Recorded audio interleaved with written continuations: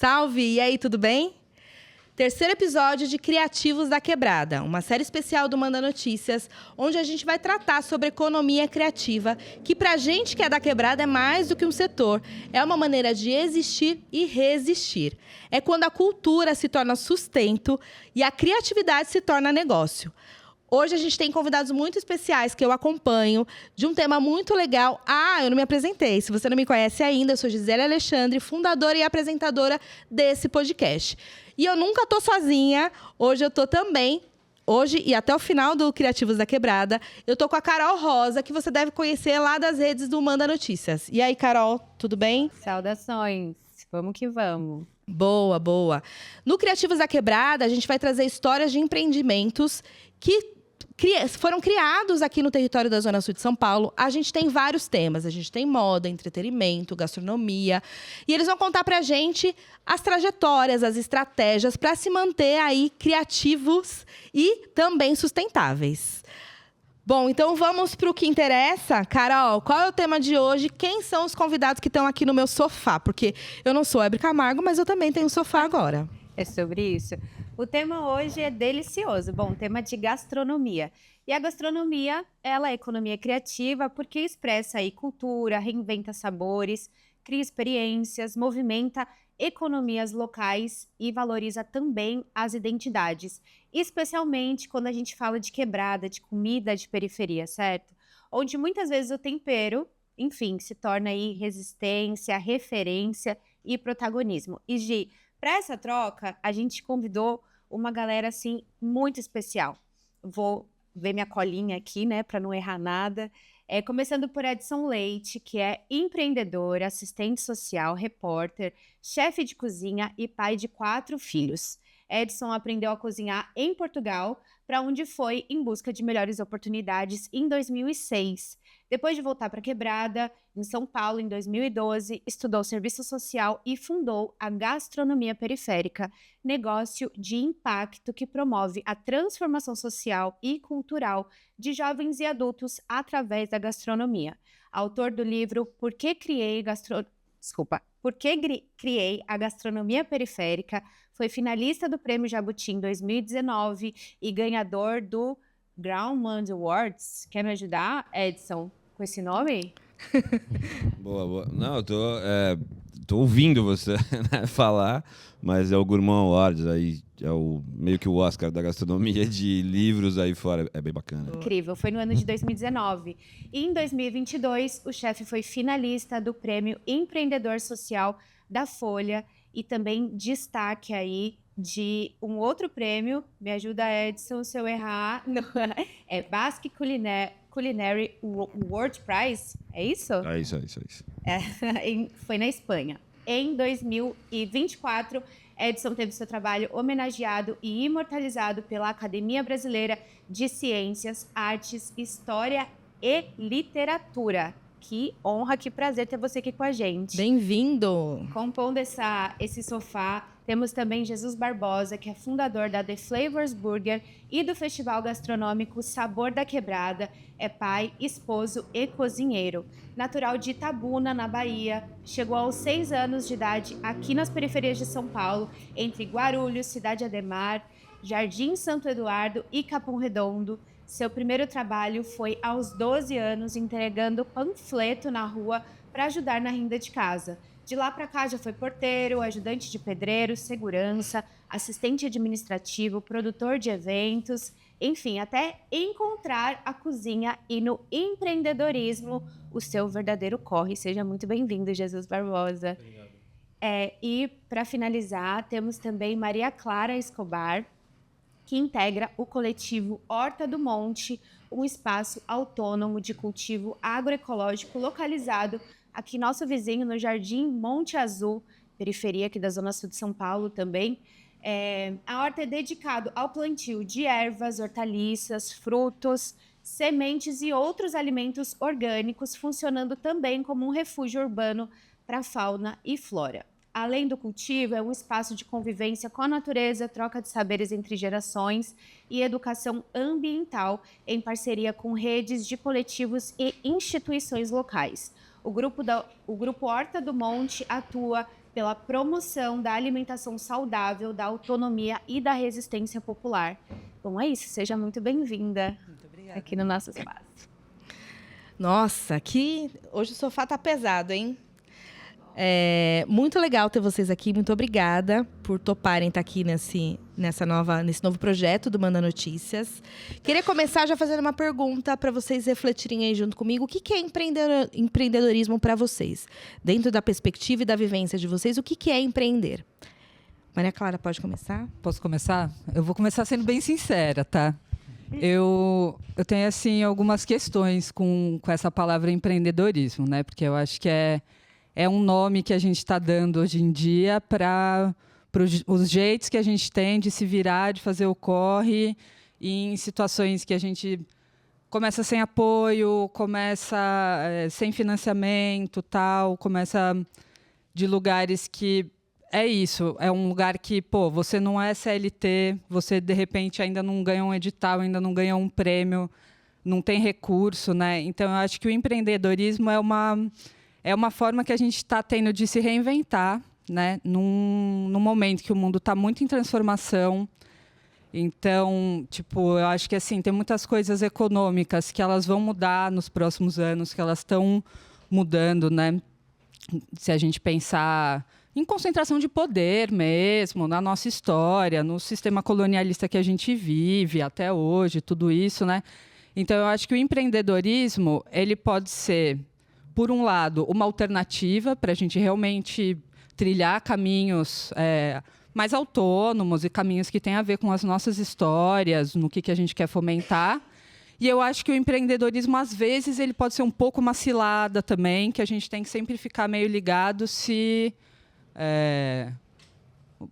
por onde que a gente está indo, sabe? Então, eu acho que a gente sempre tem que ter uma desconfiança, assim, se o empreendedorismo por um lado, um discurso do sistema para te cooptar e continuar ali ainda correndo atrás, mas preso numa certa rédea, ou se o empreendedorismo vem para te libertar mesmo e para fazer você desenvolver um caminho seu, autoral, com o teu negócio, ou um caminho que seja também coletivo, né, que não seja uma coisa só individualista, do ponto de vista assim, empresarial, né? Então, já vou começar provocando um pouco aí. Adoro. Tá?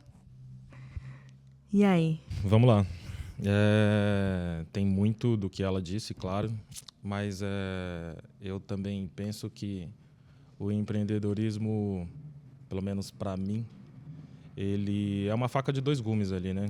Ele tem um pouco do sonho nosso de conquistar liberdade financeira, de realizações pessoais, etc. e tal.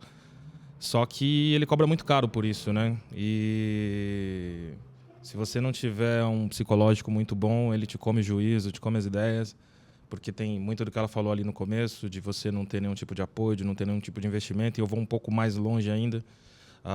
Eu costumo falar isso, acho que em todo lugar que eu vou.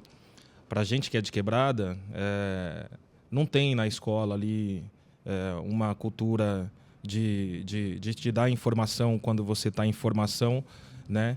De controle financeiro, gestão financeira, essas coisas todas. Então, a gente empreende, começa a empreender por algo que geralmente a gente gosta de fazer, né? E você não tem o mínimo de conhecimento disso, você não sabe aonde isso vai dar. E isso te cobra muito caro, né? Cobra família, porque é muito tempo de dedicação e se você acredita em algo, você tem que ir atrás. Então, você tem que se dedicar muito. Os resultados nem sempre vêm logo de cara. Às vezes, na grande maioria das vezes, ele demora pra caramba para chegar. E muita gente desiste no meio do caminho justamente por isso, porque às vezes você não tem essa paciência, né? Essa paciência e outra paciência para poder aguentar o processo de chegar ali, ter um lastro para você começar a respirar e falar, daqui para frente agora eu consigo continuar caminhando. Então, eu acho que falta um pouco disso. O empreendedorismo é isso, eu não vou romantizar. O bagulho é louco mesmo. Boa. Eu acho que... Quer dizer, eu acho não, tenho certeza. Nem acho mais. Primeiro, que Nego Bispo falava uma parada que é muito importante, que é o seguinte. A Brancolândia cria palavras para que nos distancie de várias outras coisas e o empreendedorismo é mais uma delas, tá ligado? Então, do tipo, eu lembro de ele usar, inclusive, um exemplo sobre ecologia. Ele falou, mano, a gente já cuida da natureza há muito tempo, agora vocês querem dar um nome para uns bagulho que a gente já faz há anos.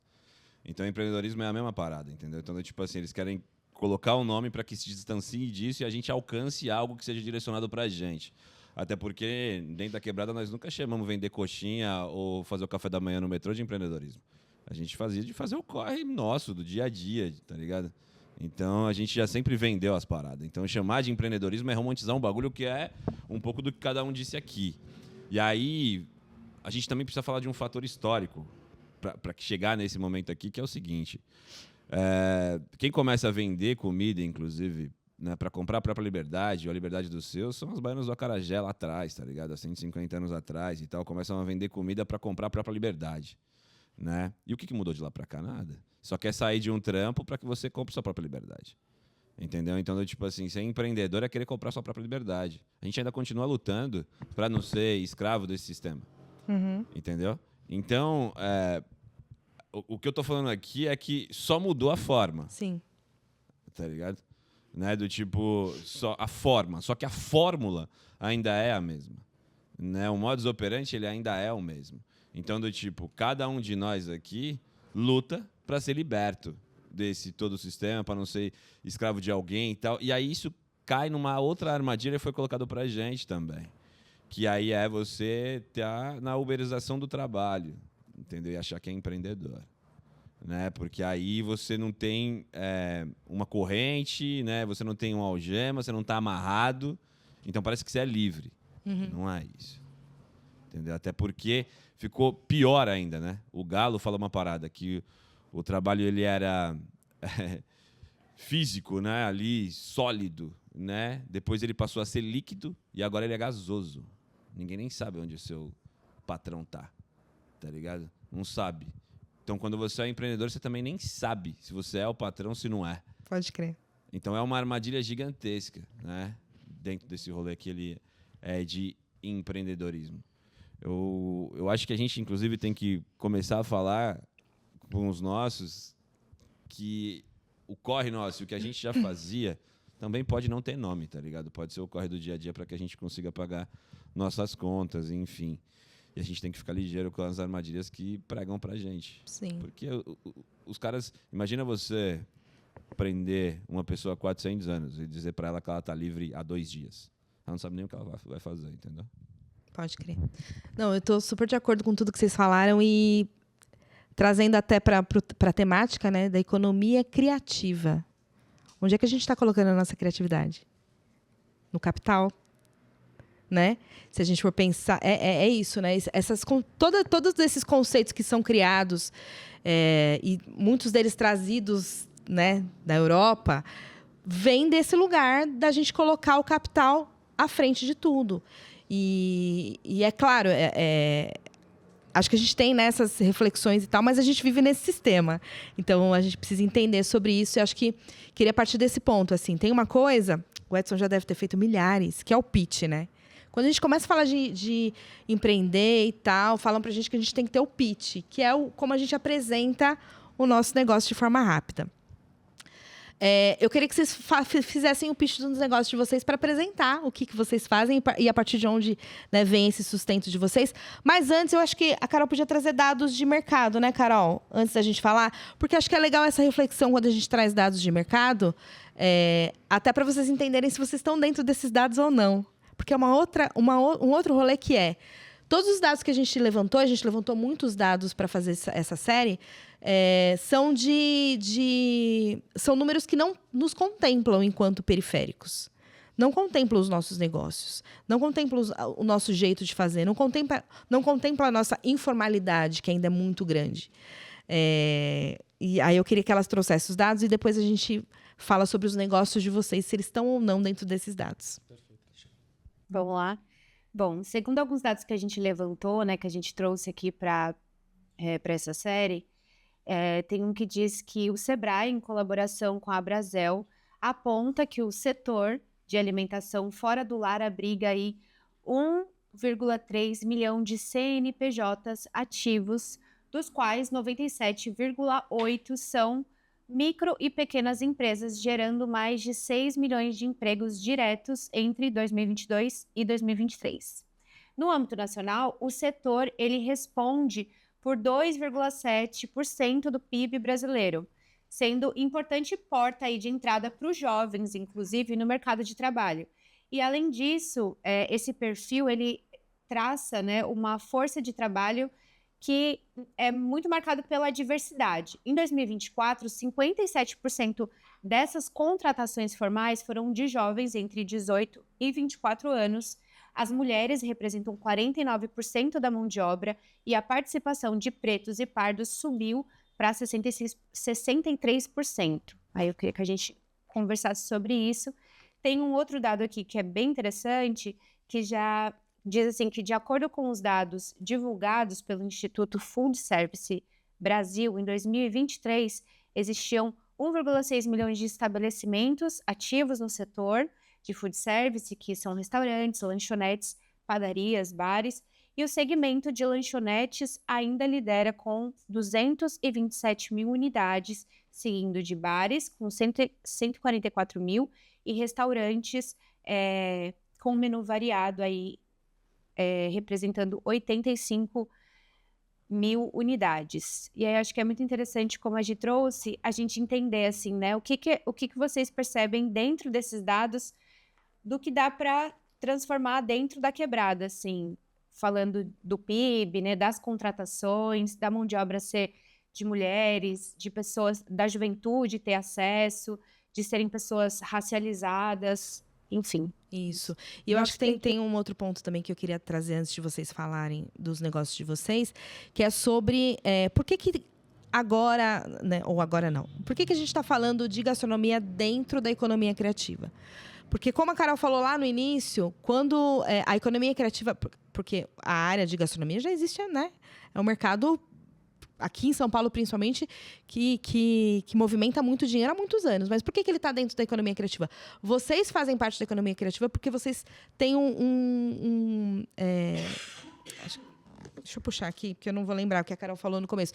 Mas toda vez que a gente reflete identidade, cultura, toda vez que a gente puxa periferia, então toda vez que a gente tem esse nicho ou essas estratégias voltadas para determinado propósito, a gente consegue incluir isso dentro da economia criativa. Então, é isso. Vocês fazem parte de 2 setores, né, praticamente. Porque vocês estão nichados ali. Acho que nicho não é a palavra certa, mas vocês estão dentro de um mercado que tá voltado para um propósito de fomentar culinária, fomentar dentro de um território, né, que tem uma cultura própria, e também estão dentro do mercado bilionário que reúne aí todos esses números que a Carol trouxe. Quem quer começar falando? Quer falar? Todo mundo falou olhando para o Edson. Não, vai lá você. Não, eu acho que, assim, ó, 2 coisas, né, de todas as cidades que a gente trouxe e de como que eu condenso isso, assim. Dinheiro na quebrada só entra de 2 formas, tá ligado? Investimento público, que é um direito e tal, para que entre essa grana e ponto, acabou, né? Ou quando vem dinheiro de fora, de investidores e tal, e aí, ou outros negócios, sei lá, os McDonald's da vida, que do tipo fez a casa, o aluguel no Capão Redondo de passar de R$600 a R$2.000, sabe? Do lado do Mac, assim. Uhum. Então, só entra de 2 formas. Todos os outros dinheiros que entram dentro da quebrada, eles saem automaticamente. O nosso dinheiro da comunidade negra e tal, e de mulheres pretas, periféricas, mães, passa 6 horas na nossa mão, né? Dinheiro de comunidades que são asiáticas e judaicas ficam, no mínimo, 23 a 24 dias. Então, a gente não faz nem nosso dinheiro circular entre os nossos. Né? A gente trabalha fora, compra roupa fora, come fora, deixa tudo fora e o dinheiro não fica aqui com a gente. Então, quando a gente ouve esses dados, eles não contemplam a realidade que é do periférico e da periférica no dia a dia, sabe? Que é isso que você estava falando. Tipo, como que isso reflete? A gente não se enxerga ali, entendeu? Porque quando a gente está falando de PIB, por exemplo, que é o produto interno bruto da parada, também há uma armadilha nesse número de PIB, que é o seguinte: O PIB é do tipo assim, aquilo que você produz e vende para fora. Então, tipo, se eu hoje estocar água na minha casa e vender, eu ganho dinheiro e o PIB aumenta. Se eu estocar oxigênio e vender, o PIB aumenta, porque eu estou vendendo. Então, é uma falácia isso, né? Então, tipo assim, quanto mais gente dentro de um ônibus, maior o PIB. Entendeu? Uhum. E aí, quanto mais gente dentro de um trem, maior o PIB. Então, assim, para eu ter um PIB de um território ou de um país maior, eu preciso estrangular essa população, tá ligado? Eu preciso fazer um monte de merda dentro desse rolê, que é o que o Estado faz. Então, acaba com que a gente aqui fica nesse negócio do tipo assim, pô, peraí, o nosso dinheiro não fica com a gente, mas para que o país enriqueça, a gente precisa gastar o nosso dinheiro, ter um próprio negócio, para que isso... Então, é muito dúbia essa relação, né, de dados e periferia. Então, essa ideia aqui ela é muito importante, para que tipo, a gente conte, a partir da realidade de cada um aqui, de como que isso vai refletir em dados que são reais, em histórias que são reais para nós. Tá? E eu não estou dizendo que o que apresenta, o que está aí pela Bracel, enfim, que conheço bem, inclusive, seja...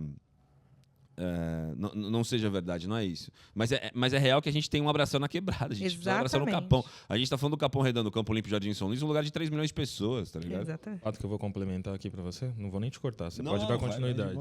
É que os caras consideram CNPJs ativos. Quantas marmitarias não tem na Quebrada que não tem CNPJ? É isso. Tá ligado? Agora a gente tá na febre aí do morango do amor. Quantas pessoas não estão se virando, ganhando dinheiro com morango? Todo mundo tem CNPJ? Não, mas tá todo mundo fazendo corre, tá todo mundo vendendo alimentação. E o dinheiro tá aqui. Exato. Sobre o que você falou de grana e tal, eu tenho um pensamento, e a The Flavors nasceu meio que disso, assim.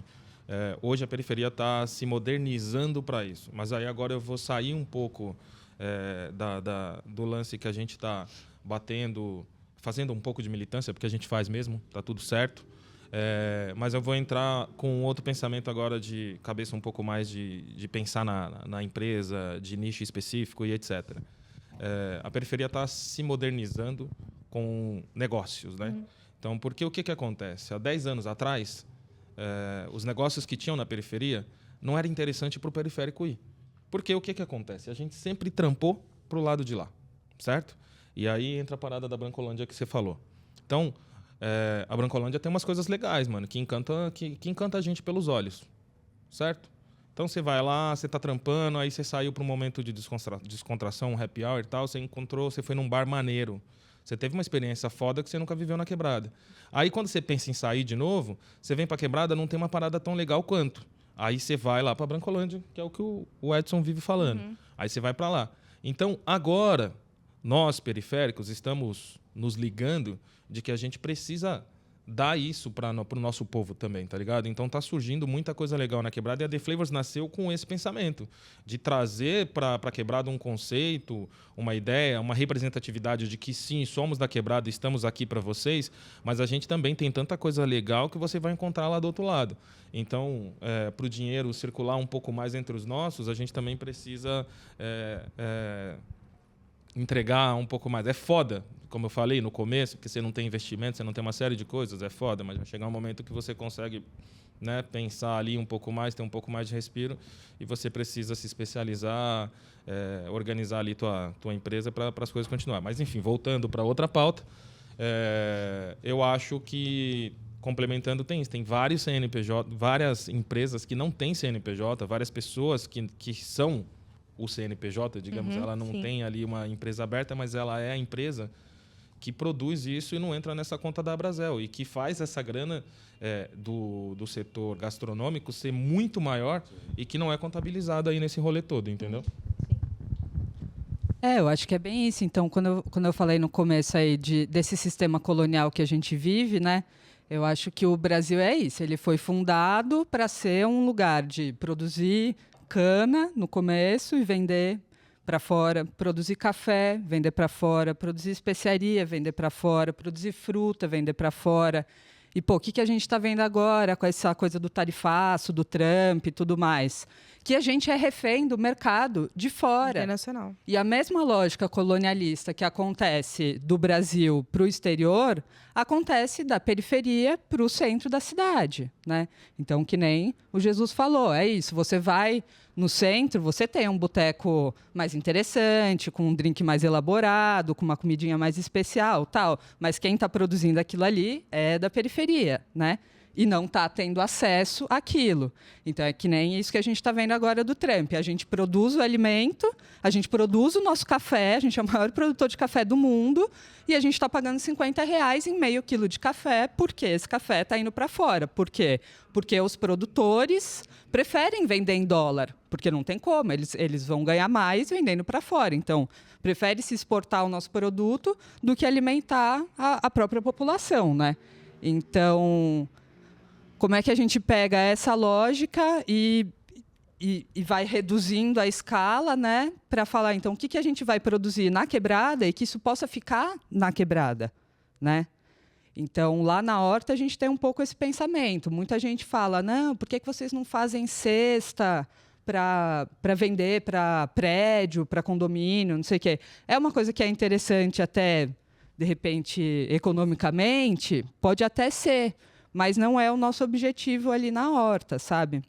Então, acho que é esse o movimento de entender em que momentos que você precisa dar uma expandida mesmo no teu campo de atuação para gerar um recurso mesmo e ter, de vez em quando, um produto que é um pouco mais elaboradinho, assim, que você sabe que você vai vender bem, tipo, que né, a gente tem feito feiras no Sesc e tal. Quando a gente vai para as feiras dos Sescs no centro, tem alguns tipos de produto mais caro que eles vendem super bem lá. E para a gente é ótimo, porque a gente volta com dinheiro para poder investir no nosso espaço. Ao mesmo tempo, entender como que ali no território a gente pode fomentar produtos que façam sentido ter ali, que são... E que, se você vai no mercado de bairro, você não tem uma rúcula, porra. Sabe? Então, peraí, vamos...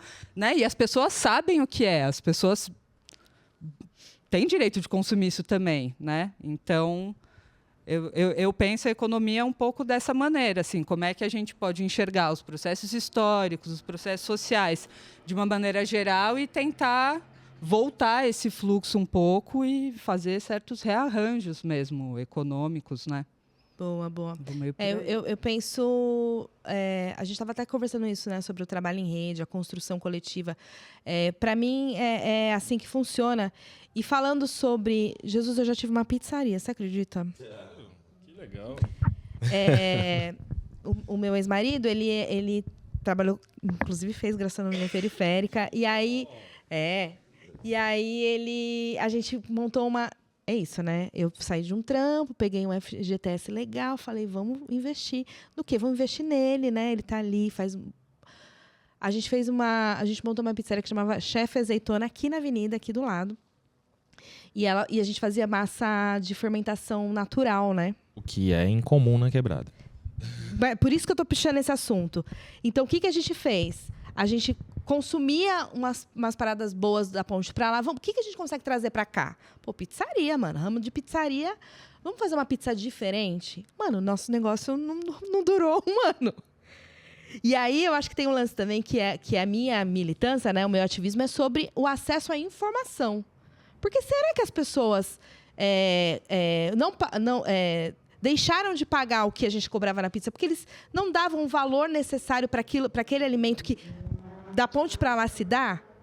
Então, acho que tem um lance também de informação, que é a nossa praia aqui, de que como eu, né, enquanto comunicadora, falo da horta e faço as pessoas acessarem a horta. Falo do The Flavors e faço as pessoas ali da comunidade consumirem. Eu acho que é tudo uma rede, né? Como é que a horta consegue fornecer alface? Sabe assim? Então, tipo, se a gente aqui se juntar e falar, mano, vamos pra cima, vamos levar informação, vamos falar dos bagulho que a gente faz, vamos falar do festival que a gente faz, vamos falar da gastronomia periférica que o Edson tá há anos aí, e vamos fazer o negócio girar aqui. Eu acho que a gente está aprendendo a fazer isso. Não sei se eu sou ingênua, mas eu tenho sentido esse movimento, né? Eu acompanho tudo que acontece aqui há muitos anos. Eu sinto que esse movimento tem acontecido. As pessoas têm procurado hamburguerias aqui na nossa quebrada, ao invés de ir lá para Vila, sei lá, para Itaim, comer um hambúrguer artesanal. Mas isso também está ligado ao acesso à informação. Então, Eu ia te falar isso.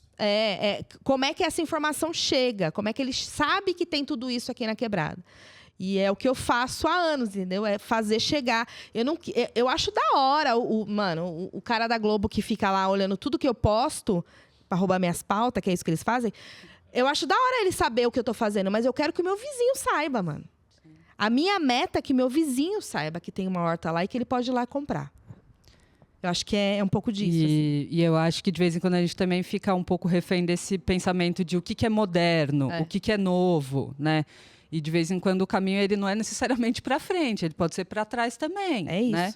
Então, que nem lá na horta, a gente tem muita coisa com as ervas e com as senhoras do bairro, que a gente cultiva ervas ali, que isso não é nem, que nem eu falei, a rúcula que você não acha na farmácia, na quitanda. É uma coisa que você não vai achar em lugar nenhum, em quitanda, em farmácia, em nada.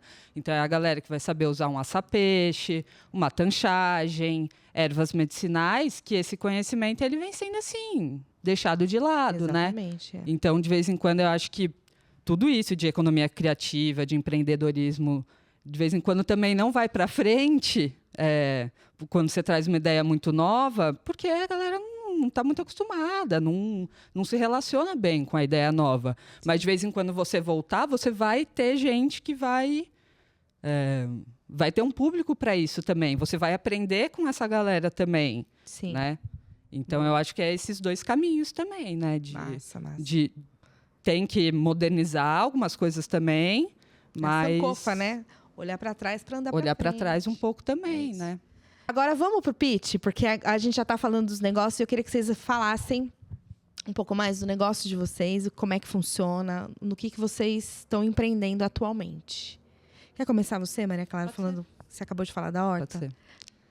Bom, a horta ela é uma horta orgânica, agroecológica, formada no ano de 2018 por iniciativa popular de pessoas do bairro. É uma galera que tinha se formado no curso de permacultura, que foi aqui no Parque Santo Dias. E aí, como projeto final desse curso, a turma se dividia em vários grupos e fazia um projeto para uma atuação mesmo, né?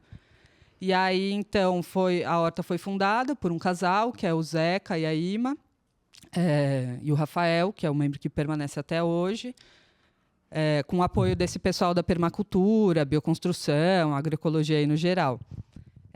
Eu entrei um pouco depois na horta, entrei no ano seguinte. Então, a gente está ali no Jardim Monte Azul, a gente está num terreno de faixa de linhão da Enel por cima e duto da Petrobras por baixo. Então, é um terreno que a gente tem a concessão dessas empresas para estar ocupando esse terreno. Atualmente, a gente tem também a parceria com o Sampa Mais Rural, que é um programa da prefeitura, que fornece para a gente algumas bolsas de trabalho. Então, a gente tem pessoas que trabalham lá e recebem remuneradas, uma bolsa mensal para trabalhar 30 horas semanais ali. E a gente faz feiras lá, a gente vende no local. A gente faz feiras fora também, em outras instituições, SESCs. A gente trabalha bastante com educação ambiental ali também, então parceria com outros coletivos, com órgãos principalmente relacionados à saúde ali do bairro, né? Então UBS, CAPS, esse tipo de espaço. E é principalmente um lugar de convívio, de troca de conhecimento, de ter um espaço com outra dinâmica na cidade também, onde a gente pode ir e estar e se relacionar num ritmo diferente, tudo mais. E aí a gente trabalha principalmente com cultivo de hortaliças, muitas ervas medicinais, sementes, um pouco de legumes, um pouco de frutas também. Boa, legal. Tá bom? Conhecia, Jesus, a horta? Não conhecia. E ela dando a descrição. Não conhecia. E ela dando a descrição, já passei inúmeras vezes na frente ali. Agora que você falou, já falei. Associação Monte Azul subindo ali onde, sabe? tô ligado. Tá ali na Graça, do lado esquerdo. Ela falando, eu falei, putz, já passei 500 vezes na frente do negócio. Combina, vocês Aí, ó. Eu já pode virar uma fornecedora nossa. Entendeu? Aqui é business, baby. Muito bom, muito bom. E aí, conte você. Eu? Então bora lá. Bom, a The Flavors nasceu em 2020 ali, junto com a pandemia. Foi loucura.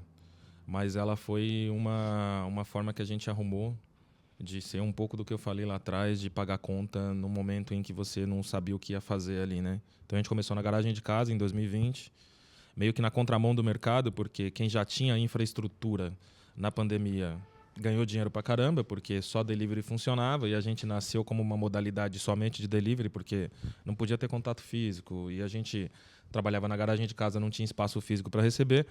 Então, foi assim que nasceu a The Flavors, né? Vamos fazer uma graninha para ajudar a pagar as contas.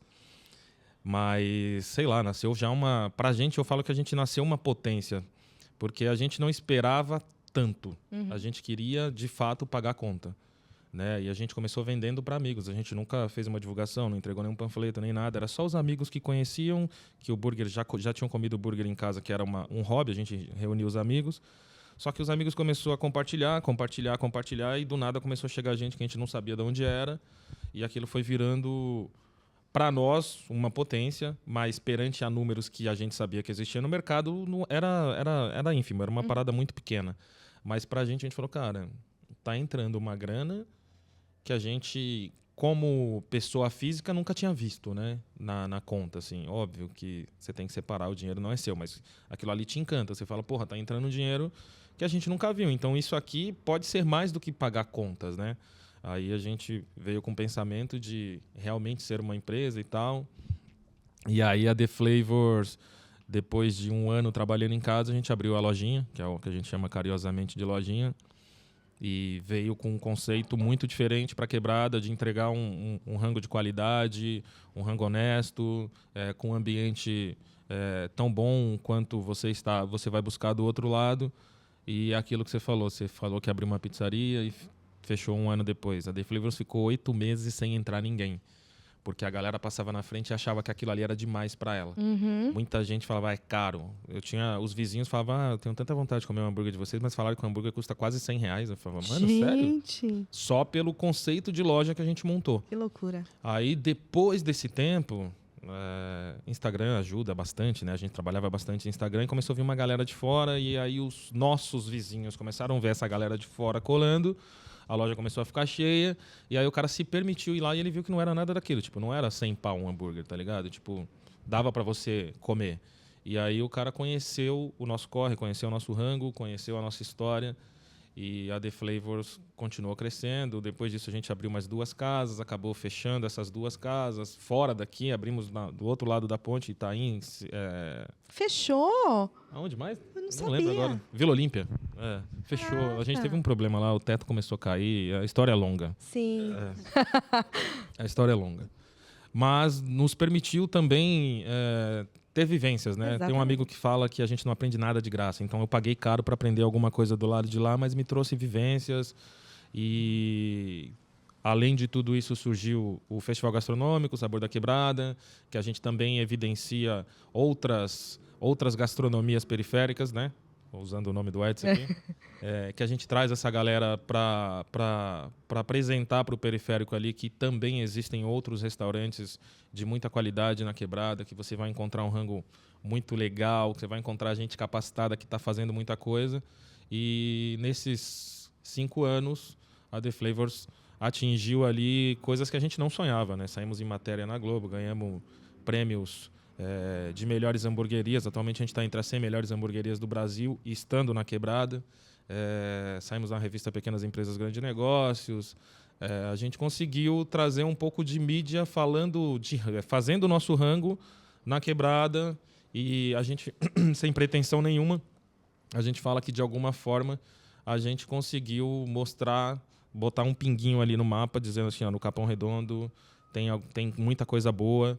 E é o que a gente fala, né? A gente tenta trazer, não pra gente essa mídia, a gente tenta trazer pros nossos. Se não fosse justamente por isso que a gente faz o Festival Gastronômico, é para mostrar que tem muito mais coisa que precisa ser vista, né? Mas é um trabalho árduo e longo.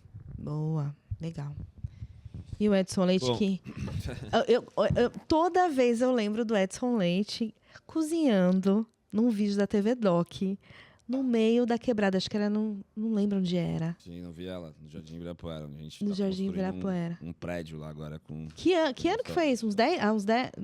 Nossa, há muito Não, tempo. Mais, acho, 2014. O Doc, era eu e o André fazendo um programa. A gastronomia periférica surge daí? Não. Não, Já- Luiz, a gastronomia periférica... só para pegar o gancho aqui, às vezes, tipo assim, ó, toda casa na periferia é periférica, toda gastronomia da periferia é periférica, tá ligado? É. Tipo, não é minha, não, é isso, para que a gente precisa, do tipo, colocar, mano, e todo periférico na periferia é periférico e periférica, né? Tipo, isso é importante. E conheço a horta também, que tive lá em 2002 no Linhão, fui lá na primeira, boa. plantar a primeira, conheço, daí eu falei também porque o padrasto é o cara que tá ali, deixa o dinheiro dele lá, leva eu, leva minhas filhas, minha filha já chegou. Aí sim. Toda semana real, assim, vai lá. Levou minha filha já chegou aqui, viu Jesus e falou, nossa, eu quero ir lá hoje, eu vou falar pro meu pai. Veio comigo, não, real. E eu tô falando real mesmo, tipo, eu sou o cara que anda de busão pra comer dentro da quebrada, principalmente na Zona Sul, do Marcilac ao Jacira, ao Valo Velho, tudo. Mas, bom, 2012, a gastronomia periférica era uma oficina de gastronomia dentro de um projeto que chamava Gueto em Festa, que era uma parada que eu fiz em Portugal junto com o Dico, que é meu parceiro. Dico, produtor de rap, assim, quando a gente foi para Portugal. Dico é o produtor do Dexter, inclusive, do Ex-Lado Sim, Preso ou Não. E a gente criou a gente tinha um programa de rap lá, que chamava Gueto em Festa, e foi o primeiro programa lá na Europa de hip-hop de língua portuguesa, e a gente levou Racionais, inclusive, para lá, enfim, na primeira turnê do Racionais na Europa, e esse nome ficou com o festival. E quando eu vim para o Brasil, por conta de um problema de saúde, e fiquei... Tipo, tinha que fazer grana, tinha que entender. E a Fábrica de Cultura do Jardim São Luís estava sendo inaugurada no ano de 2012, né? Foi quando eu venho. E aí tava o Diego Silva lá ainda, parceiro. E do tipo, a gente precisava escrever um projeto, queria escrever um projeto, mas não podia ser um projeto de gastronomia, porque dentro da Secretaria de Cultura do Estado e do governo, e a gastronomia ainda não é reconhecida como cultura. Então, tipo, você não conseguia colocar uma rúbrica sobre gastronomia para a cultura. Então a gente faz um projeto de música e de rap chamado Gueto em Festa, que eu trago de lá com uma mesma estrutura. Chamo os amigos que trabalharam comigo no navio, de produtor cultural ali, que já trampava comigo.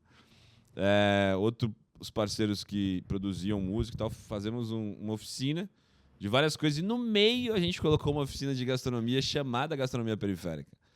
Era uma oficina contra o desperdício e tal. Então nasce ali, tipo, né, só nessa pergunta sua. Então, eu tenho esse contrato num quadro, tá ligado? Que da hora. Aí o Diego agora tá na Fábrica de Cultura de Diadema e eu falo pra ele, esse bagulho tá num quadro, assim. É o primeiro contrato chamado Gastronomia Periférica. Um cara muito importante pra... É um cara importante pra quebrar da Zona Sul e tal, no Jardim São Luís. É isso. E aí, falando, né, do pitch, do que é a gastronomia periférica em si, que é o nome do livro, enfim, de como a gente tem hoje, a gastronomia periférica ela é um negócio social e a gente se posiciona assim, tá ligado? O bagulho não é uma ONG, não é um instituto, não é uma fundação, não é um comércio. É um negócio social porque a gente senta para fazer negócio com marcas, né? E poder público em si senta para fazer negócio com impacto social. Não é para ter dinheiro e ir para praia, tá ligado? Boa. Não é isso. A ideia não é essa. É para que todo mundo seja pago com dignidade e a gente consiga mudar a realidade das pessoas que estão na gastronomia periférica. Então, embaixo desse negócio, a gente tem uma escola de gastronomia, que ela funciona, né, dentro das periferias, né, de São Paulo, agora de Brasília e do Brasil inteiro, começa aqui. Inclusive, 2018, né, foi a primeira turma no Jardim São Luís. 2019, a segunda, que é, né, que você estava falando, o seu ex-companheiro, né, do tipo, pai do seu filho, inclusive. Do tipo, eu acho que melhor falar pai do seu filho, eu acho mais bonito. Tá bom, pai do meu filho. Menos... Excludente. Não, é menos invasivo, eu acho, né? Do tipo, não sei. E eu sou pai, eu fico preocupado, assim. Né? Tipo, eu falo, não, tem que chamar esses caras de pai mesmo pra ver se, né? Tipo, é isso. Tá. E aí, também estudou com a gente. 2019, a gastronomia periférica tá dentro do CIEJA, que é um espaço público, uma escola pública. Então, uma escola de gastronomia dentro de uma escola pública foi muito simbólico ali, 2019. Total. Uma turma muito potente, inclusive. A gente fez vários eventos com essa turma. Vem a pandemia, a gastronomia periférica aí cria outros negócios, né? Cria um sistema em EAD próprio de formação gastronômica, com uma equipe audiovisual própria para fazer isso, que são uns mano, né, importantíssimo ali, da quebrada do Grajaú, da Ampa Filmes também, que são cria de quebrada nossa, e fazendo todo esse rolê que é gravação e tal. Depois a gente cria um sistema de comunicação na gastronomia periférica, que são as redes sociais e tal. Então, tinha que criar uma área de comunicação, né, com Instagram, YouTube, a gente vende para marcas e tal. Cria um outro canal no YouTube, que hoje está dentro de um canal da Record News ali. Depois a gente vai criando outros produtos, que são os restaurantes escola. Então, o aluno estudou, vem para o restaurante, faz estágio, depois vai para fora e faz também os eventos com a gente. Então, a gente cria o Rango, que é um outro negócio. Então, a gastronomia periférica vai criando vários outros negócios, assim, né? Que é isso que os caras fazem aí. Que você falou, a gente também precisa ir buscar referências como negócio. Então, se você pegar em empresas grandes, sei lá, a Nestlé, ela tem o leite condensado, tem o café, mas a Nespresso também a Nescafé também entendeu? O Dolce Gusto também tudo Nestlé. E os caras, e é tudo na mesma fazenda, e é tudo o mesmo café, e é tudo a mesma pessoa. E os caras criam vários outros produtos em cima disso. Então, também é importante, como você falou, aproveitar toda essa sistemática que já existe e aprender com quem... E aprender com esses caras que tipo, exploram a gente. Então, a gastronomia periférica vira um negócio potente com vários outros negócios menores e com um aplicativo que mapeia a parte gastronômica da quebrada. Também começa lá atrás, era o primeiro negócio da gente. Então, vem mapeando e hoje... E aí ele ganhou prêmio, depois volta, depois vem de novo, vem. Agora a gente também está investindo nele de novo. Então, são vários outros... É um negócio maior, que é a escola de gastronomia, com vários outros pequenos negócios, né? Então, é muito potente, assim, como a gente faz com que tudo circule em torno da escola. Então, todo mundo que trabalha na gastronomia periférica hoje, que são 120 pessoas, são ou ex-alunos ou estão em formação dentro da escola. Professores que dão aula também já foram ex-alunos, tipo, das turmas anteriores, que é essa formação para ficar pronta. Que é isso, a gente... E os produtores também, os pequenos produtores, a gente tem um sítio em Parelheiros que vende, os pequenos produtores também. E a gente precisa fazer essas ligações da Zona Sul, e eu tô falando precisa mesmo porque é real. Assim, eu conheço a Horta do Linhão de lá do chão. Eu falei, caraca, isso aqui é importante. E a gente não fez nada com isso ainda, sabe? O dinheiro precisa chegar na ponta para nós. Então é isso, a gastronomia periférica passa a ser essa maluquice toda que nunca foi... Já foi mais difícil explicar, mas também passei esses anos todos estudando negócio, sabe? Tipo, de como que era ter um negócio. Entendeu? E aí agora de como que era investir em negócios. Sim. Que é uma outra parada, tá ligado? Boa. Toda vez que eu crio um projeto novo, um nome novo, eu fico pensando, mano, será que as pessoas vão entender? Né? Porque eu tenho uma produtora, aí eu tenho Manda Notícias, e aí quando eu ouço o Edson, eu falo, ai, acho que tá dando certo, porque é isso, né? A gente vai aprendendo com a nossa experiência, com os nossos acertos, com os nossos erros, com as nossas vitórias e derrotas. Vamos chamar agora a Fabiana Ivo, porque a gente falou sobre negócio de impacto social. E aí eu perguntei para a Fabi, nossa consultora aqui nessa temática, se negócios de impacto social, o que negócios de impacto social tem a ver com a economia criativa? Todo projeto de economia criativa é um negócio de impacto social?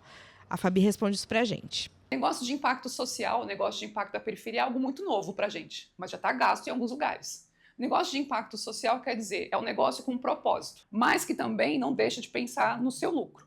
Então é um negócio que pensa financeiramente com o objetivo de impactar. Ou seja, o negócio que vai pensar como melhorar a comunidade a partir de uma lógica que também emprega o recurso financeiro. Então é deixar de ser uma organização social pura e simplesmente, mas para pensar isso no sentido de uma organização. Então vamos lá, vamos pegar um exemplo bem concreto. Uma afroempreendedora que está pensando num processo de transição capilar e ela cria um negócio para se pensar sobre. Ela desenvolve um produto para essa transição e muitas das vezes é um turbante. Ela vai vender esse turbante para a transição capilar, pensando no impacto direto que vai envolver essa mulher preta, mas também na sua forma econômica de viver. Então isso é um negócio de impacto. Também pode ser dentro da economia criativa, mas dentro da capilaridade que a gente vem discutindo hoje pode ser os dois, mas pode ser um negócio de impacto de periferia. Vamos falar agora sobre dinheiro, né? Como é que o dinheiro chegou, ou se chegou, como é que ele chegou para vocês desenvolverem os projetos de vocês? Foi uma política pública? Foi um acesso ali a um dinheiro, enfim, um investimento, um investidor? Como é que foi? Como é que foi para você, Edson? Cara, foi de duas formas. Eu saí de um trampo na gastronomia periférica que eu estou falando aqui agora, já desse formato que a gente tem aqui, né? Hoje. Eu saí de um trampo CLT, eu era educador da Fundação Julita aqui, e a Adélia, que é minha sócia, era coordenadora de juventude lá. Então eu pego a minha rescisão de contrato, ela dela, para entender o que seria feito. Eu sabia que era uma oficina, que era uma potência em si, mas não sabia que era uma escola de gastronomia, um negócio ainda. E aí uma pessoa, enfim, que é dona de uma empresa onde eu fui chefe de cozinha já, no Clube Pinheiros, viu uma matéria no jornal e falou, Edson, que real, assim, a gente pegou essa grana, eu e a Adélia, depois essa pessoa que X, ela nunca gosta que fale o nome dela, então eu não falo, né, porque foi um pedido desde o dia 0 que ela que eu não falasse. E tá tudo certo. E ela veio com uma X6, uma BMW dentro da favela, subiu na laje comigo e perguntou: o que você quer? Eu falei: dinheiro. Pra quê? Adoro. Pra quê? Eu falei: pra fazer uma escola de gastronomia. Ela, quanto? Eu falei: 40 mil reais. A conversa foi desse jeito. É tipo assim, rápido. Pá. Aí ela: mas aonde? Eu falei: aqui. Que era um bar que tem aqui no Chácara Santana ainda, que é ainda um restaurante que a gente deixou como um restaurante escola e um legado, ali no Chácara Santana, em cima da laje. Ela falou: aonde? Eu falei: aqui. Ela falou: então tá. Então eu vou te dar o dinheiro, uma arquiteta e um engenheiro para que você levante esse lugar. Caraca. Eu falei: tá bom. É isso. Tipo, esse foi o primeiro rolê para que acontecesse. Foi dessa forma a conversa. Por mais pessoas como essa no mundo. Por favor, né? A conversa foi Traz dessa ela pra forma. E cá, aí, pra- quando a gente fez essa parada, aí eu e a Adélia ali, eu falei: meu, tem uma merreca aqui para que a gente segure, do tipo, nós dois, pelo menos um ano. A gente, nesse um ano, tem que fazer esse bagulho virar. Tá ligado? E aí começa assim. E aí a escola de gastronomia, pra gente conseguir um patrocínio. Aí vai, a primeira turma. A gente fez uma escola de gastronomia que não tinha cozinha, tá ligado? Mano. No primeiro ano não existia a cozinha, porque era a obra, Sim. o arquiteto fazendo o projeto, um dinheiro que entrava depois, e a gente fez 15 pessoas da primeira turma acreditar que aquilo seria uma escola. Eu tô falando sério. E essas 15 pessoas hoje ou trabalham com a gente na gastronomia periférica, dão aula, são professores, têm um próprio negócio, e todos eles ainda têm. Inclusive o Anderson. Inclusive o Anderson, que você conhece bem, que tá lá na Vila Maria. Pessoas de visão, chamaria isso. Então, você Aí. entende? Então, tipo, é isso. A gastronomia periférica, ela é legado do, tipo... A gente fez as pessoas acreditarem que um espaço onde só tinha entulho ia ser uma escola de gastronomia, Mano. entendeu? Só tinha entulho. E a gente dava aula eu e a Adélia. E aí acesso à grana, do tipo, a gente nunca teve crédito, entendeu? Do tipo, acesso ao dinheiro. Era uma pessoa que, cara, 40 mil reais, assim, num negócio hoje que a gente tem 120 pessoas trabalhando e circula mais de 5 milhões, tá ligado? Em 2 estados diferentes, entendeu? Então, imagina só, era 40 mil reais, irmão. Do tipo, numa parada, assim. A gente não consegue hoje ter acesso a crédito a R$1.000, entendeu? Pra ter um carrinho de hot dog ou pra comprar semente. Sabe, orgânico, ou para comprar adubo, para fazer. A gente não consegue ter acesso a R$1.000, entendeu? Mas uns caras conseguem ter acesso a 54 bilhões para falir a loja Americanas, entendeu? De dinheiro público. Nosso. A gente está falando do Banco do Brasil e Caixa Econômica dando crédito para essas pessoas.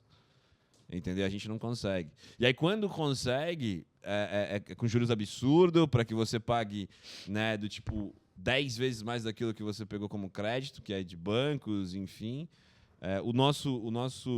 O que a gente paga de imposto é o mesmo que a Ambev paga, né? Então, você tem a sua hamburgueria, você vai pagar a mesma porcentagem que a Ambev, que tem uma distribuidora do cara mais rico do país, que inclusive quebram Americanas e um monte de fornecedor e funcionário que está ali dentro do negócio. Então, o acesso ao crédito para o periférico, principalmente para a mulher preta periférica, mãe, é impossível. Entendeu? É impossível. É impossível, é real impossível. Só que o nosso dinheiro faz com que essas pessoas sejam milionárias e bilionárias. Né? O MV Bill já falava um bagulho, né? Do tipo, a gente entra pela porta de serviço, mas nossa grana não. Uhum. Entende? Então, o dinheiro e como é esses negócios para se manter de pé é um incentivo real do tipo... Cara, a juros zero, na real, tá ligado? Tem que ser, entendeu? Incentivo público a juros zeros para nós. Porque um dinheiro que se coloca na horta, um dinheiro que se coloca na hamburgueria, um dinheiro que se coloca numa escola de gastronomia periférica, um dinheiro que se coloca numa informação de mídia periférica, é uma grana que ela vai reverberar em várias outras pessoas. E a gente precisa de um incentivo para iniciar, porque a gente não tem. Ninguém aqui nasceu herdeiro, mano. Eu fico vendo um monte de história bonita desses malandros aí de escola de startup, não sei o quê. Os caras pegam 20 milhões de dólares para fazer merda, entendeu? Sabe, pra colocar um monte de negócio ruim na rua, um monte de patinete velho, entendeu? Do tipo, pra fazer um monte de merda. E a gente não consegue 20 mil reais. E eu tô cansado de brigar por isso. Eu quero 20 milhões, tá ligado? E se cria um ecossistema de sustentabilidade, né? Sim. É justamente isso. Assim. Sim.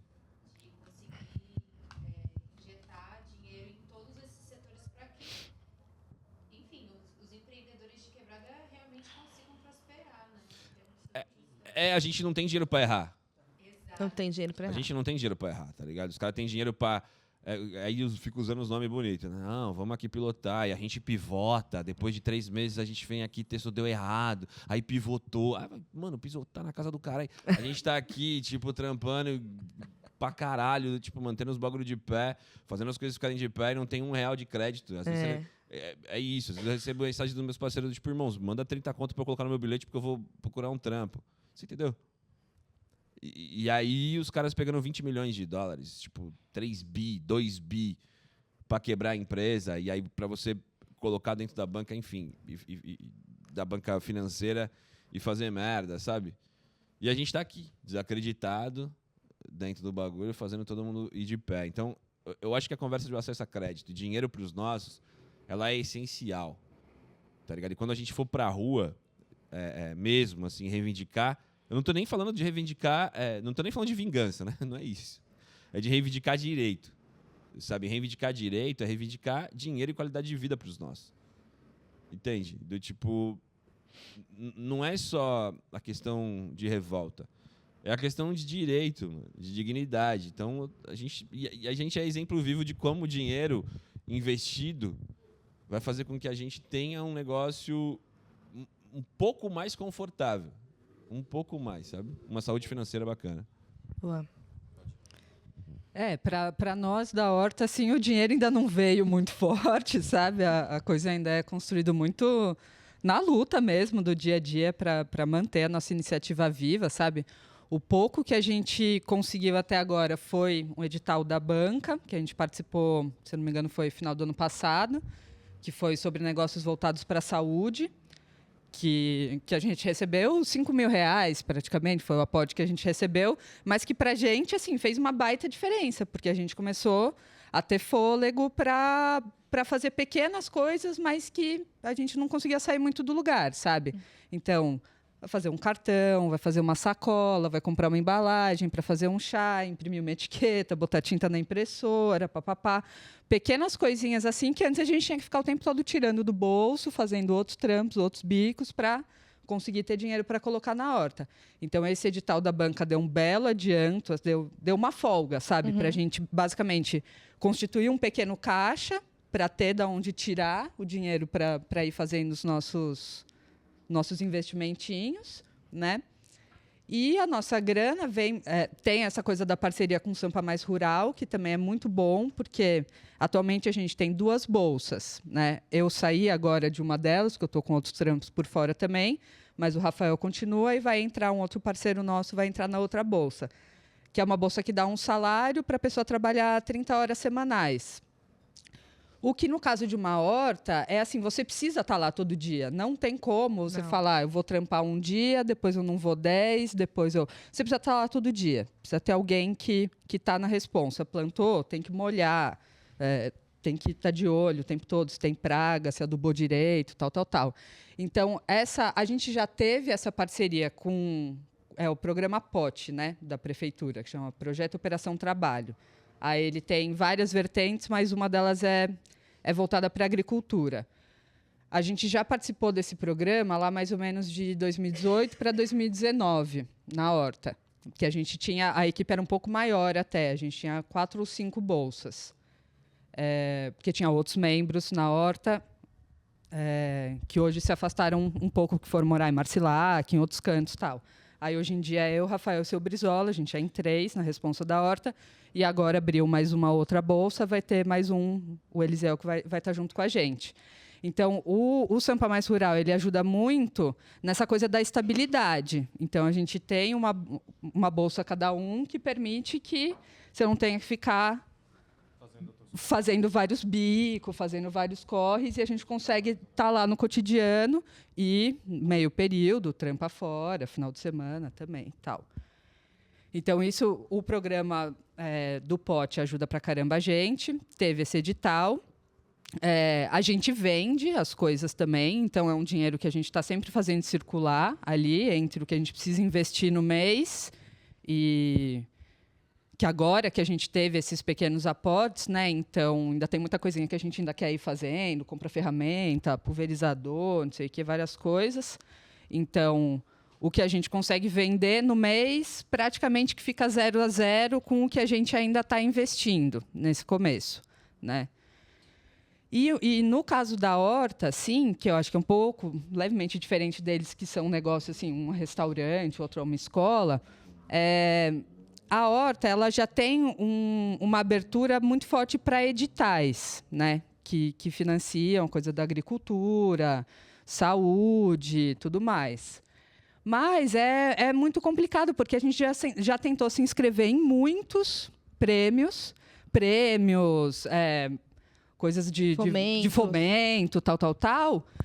E a gente não passa, fica quase, tipo, tudo assim meio que bate na trave, sabe? São 20 vagas, a gente fica no 22, tipo, muito quase, assim.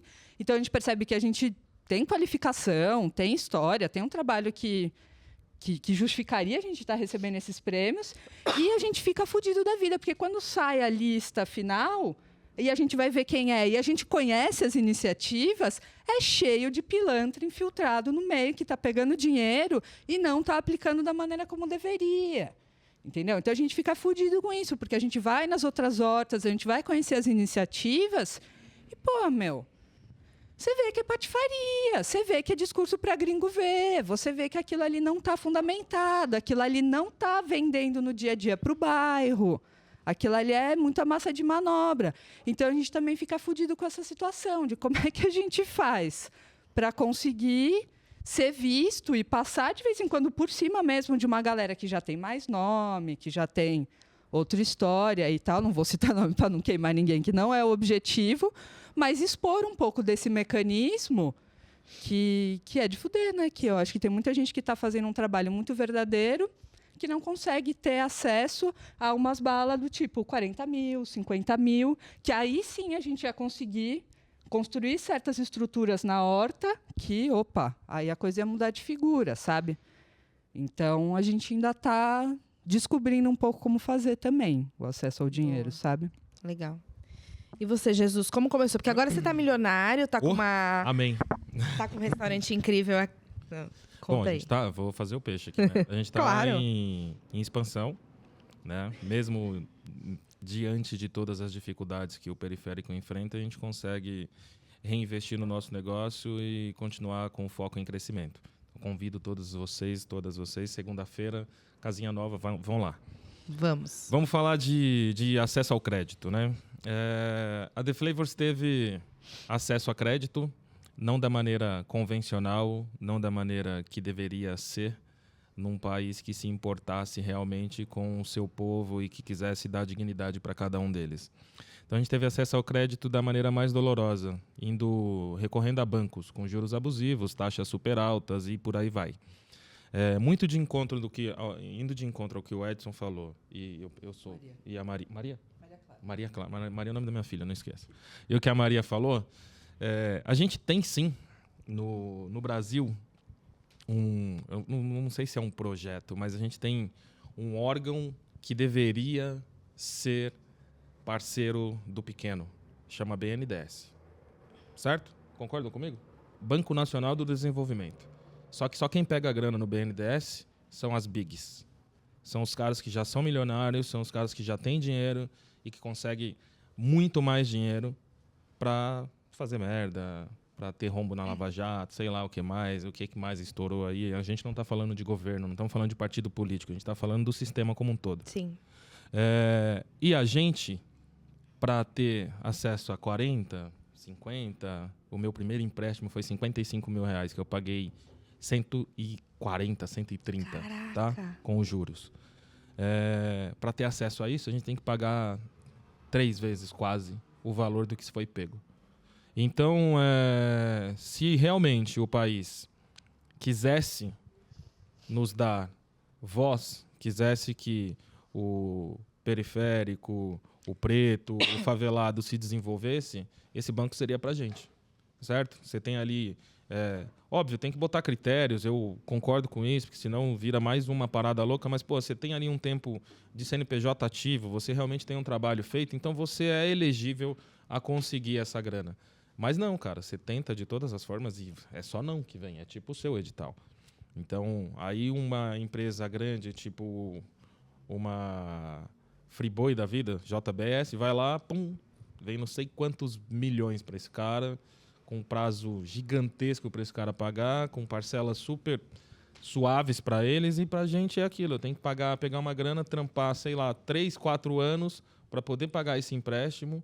Que dobrou, triplicou. Que triplicou, e esse dinheiro poderia estar no meu bolso, poderia estar no meu negócio, por exemplo, poderia estar em projetos sociais, e infelizmente não é o caso, entendeu? Então eu sou muito a favor do que foi dito aqui, de que nós deveríamos sim ter mais acesso a crédito, mas a crédito justo, né?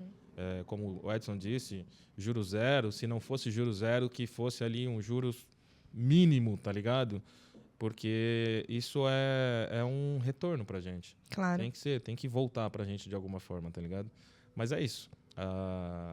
Não tivemos acesso a crédito desta via que a gente gostaria, mas o acesso a crédito que a gente fez foi esse, e eu não aconselho muito a galera aí nessa mão. Ainda bem que não... Fala só uma parada que a Clara falou ali, que é da, tipo, dos nomes, né? Do, tipo, a gente não citar nome.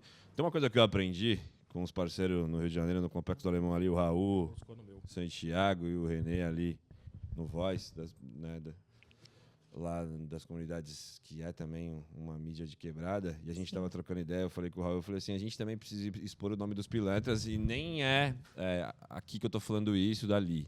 Mas sabe por quê? Porque a gente errou também, claro, em várias paradas do tipo assim, os pilantras cresceram, entendeu? Porque a gente fala, puta, é melhor não falar, vamos não citar para não ter conflito, e os pilantras ficou grandão.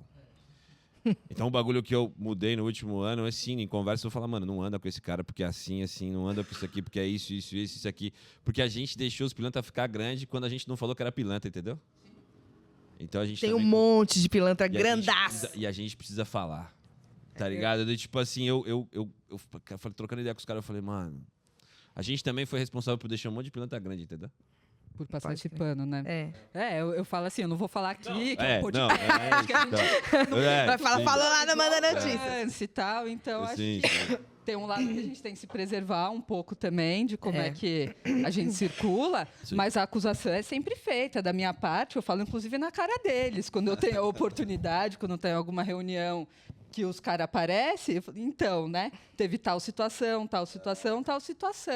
né, e entre... vamos dizer, a comunidade de horta, não sei o quê, eu faço a maior questão mesmo de explicitar o que a gente vê que é pilantragem. Porque é pelas conversas que a gente descobre onde está a pilantragem, né? É conversando com pessoas que trabalham para X ou X projeto, X ou X pessoa, que aí você vai escutando as histórias e você vai vendo se aquilo a recorrência tem fundamento, não tem fundamento, é um trampo verdadeiro, né? Mas sou super a favor de expor a pilantragem também, com certeza. Gente, tô adorando o nosso papo.